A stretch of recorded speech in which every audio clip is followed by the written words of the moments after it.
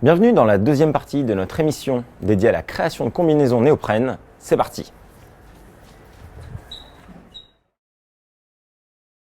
Son rôle, en fait, c'est de concevoir la combinaison dans ce cas-là et de l'industrialiser. À la base, on a le brief du chef de produit et moi, je vais venir transformer ce brief d'usage en brief technique, en cahier des charges technique.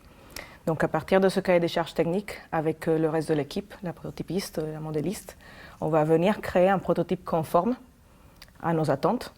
Et ensuite, moi, je vais prendre ce prototype conforme et je vais l'emmener en pays de production pour être sûre et certaine en fait, que la qualité de la production en masse va être la même que celle de notre prototype conforme fait ici. Je vais aussi avoir un rôle dans le choix de la matière, le choix des coutures, le choix des accessoires. Je vais aussi devoir travailler beaucoup avec les acheteurs industriels pour venir caler en fait, le prix pour qu'il soit au plus juste par rapport à la conception et au niveau de qualité qu'on veut donner à cette combinaison. Je vais aussi avoir un rôle un peu plus de chef de projet pour gérer le planning, pour le suivre au plus près, pour être sûr en fait que la combinaison elle va arriver à l'heure dans nos magasins Decathlon, ce qui est assez important.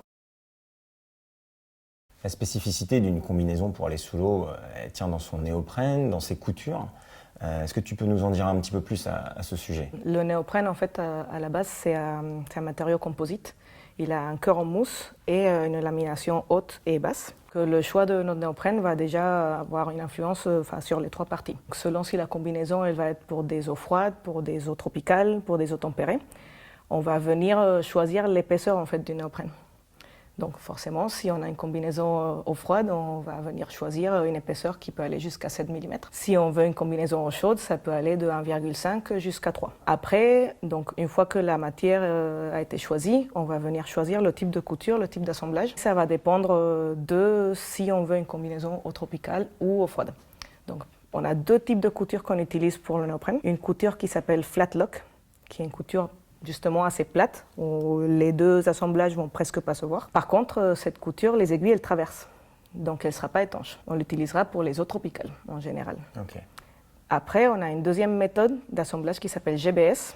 Donc, ça traduit Glued Blind Stitched. On va venir coller les deux morceaux de néoprène et après, venir les coudre pour les renforcer. Sauf que l'aiguille, elle est courbe et que du coup, elle ne va jamais traverser la matière. Ce type d'assemblage, il va être étanche.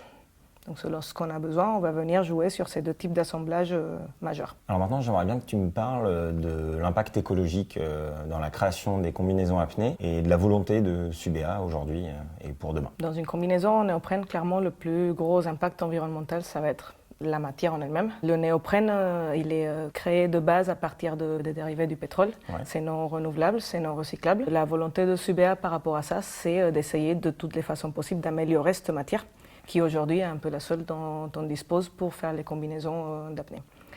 Mais donc, nous, on a décidé de travailler avec un fournisseur qui nous propose certaines options pour notre néoprène qui le rendent un peu meilleur que la moyenne.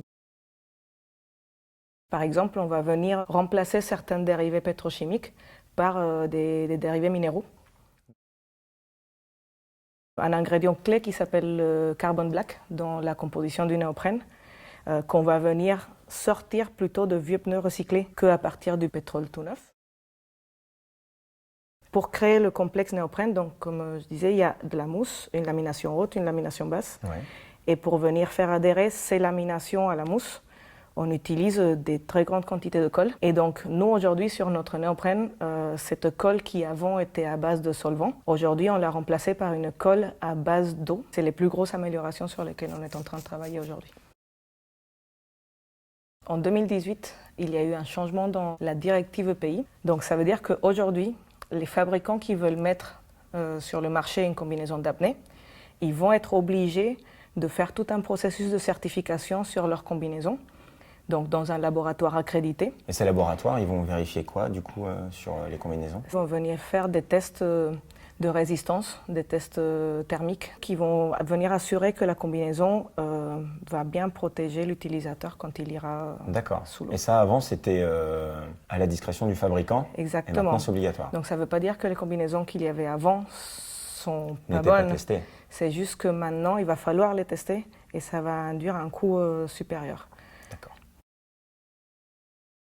Dans une combinaison, la base, c'est le néoprène, on l'a compris. Aujourd'hui, il n'y a plus de néoprène qui est fabriqué en France. Qu'est-ce que tu peux nous dire du partenaire avec lequel vous travaillez sur le néoprène? Comme nous avons l'obligation, nous, Subea, de pouvoir fournir des quantités de nos combinaisons à tous les magasins dans le monde, s'ils le veulent, ce qui potentiellement fait beaucoup de magasins. On est un peu dans l'obligation de travailler avec des partenaires, des fabricants de néoprène qui puissent suivre au niveau volume par rapport à ces quantités de produits finis que nous, on a besoin. Après, ça, c'est pas le seul critère, il faut aussi forcément des critères de qualité. Il faut que leur lamination soit testée avant. Il faut qu'il n'y ait pas de petits problèmes autour de la matière, parce que comme c'est la partie la plus importante de la combinaison, c'est presque deux produits séparés. On produit le composant et puis on produit la combinaison. Ouais. Si le composant n'est pas bon de base, on n'aura pas une bonne combinaison. Et aujourd'hui, sur le marché, est-ce qu'il n'y a pas trop peu de fabricants de néoprène ou... On peut comparer bien sûr un peu, mais Ouais. par contre, il n'empêche qu'il n'y en a pas beaucoup de fabricants de néoprène, ni d'assembleurs. Donc on reste dans une poule de fabricants qui est assez réduite et qui est surtout en Asie. D'accord. C'est la fin de cette deuxième partie de notre émission avec l'équipe Subea. Likez, partagez la vidéo si elle vous a plu. Et si vous souhaitez soutenir notre travail, vous pouvez le faire via la page Tipeee. Je vous dis à très bientôt pour la suite. Ciao. Allez, on y va. Allez, on